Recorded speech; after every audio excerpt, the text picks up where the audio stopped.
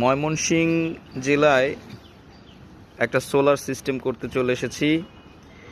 System প্রায় complete, processing সব কিছু সুন্দরভাবে হয়ে গেছে। তার সম্মানিত কাস্টমারের আগের প্যানেল যেগুলো ছিল সেগুলোও তিনি এখানে সেট করেছেন এবং লঞ্জি 355 ওয়াটের 3টা সোলার প্যানেল আমার কাছ থেকে তিনি নিয়েছেন। তো এই 3টা লঞ্জি 355 ওয়াটের সোলার সিস্টেম থেকে তিনি তার বাসার, তার বিল্ডিংয়ের এবং তার নিচতলায় যে দোকান আছে সেই দোকানের যেই সোলারের বাল্বগুলো ছিল, ফ্যানগুলো ছিল, এগুলো সবই তিনি ব্যবহার করবেন। আর দুঃখের বিষয় হচ্ছে যে এই যে পুরাতন প্যানেলগুলো, এইগুলো কিন্তু এটা রহিম আফরোজের প্যানেল। এই পুরাতন প্যানেলগুলো কোনো কাজেই আসতেছে না তার।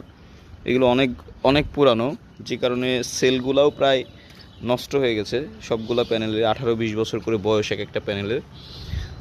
তো তারপরেও তিনি খুব শৌখিন একজন মানুষ, এই প্যানেলগুলো তিনি তারপরেও রেখে দিয়েছেন, সাজিয়ে রেখে দিয়েছেন। তবে এইগুলোর সাথে বর্তমানে আর কোনো সংযোগ দেওয়া হচ্ছে না, যেহেতু 60 এম্পিয়ারের একটা পাও এমআর চার্জ কন্ট্রোলার আমরা ব্যবহার করেছি এখানে।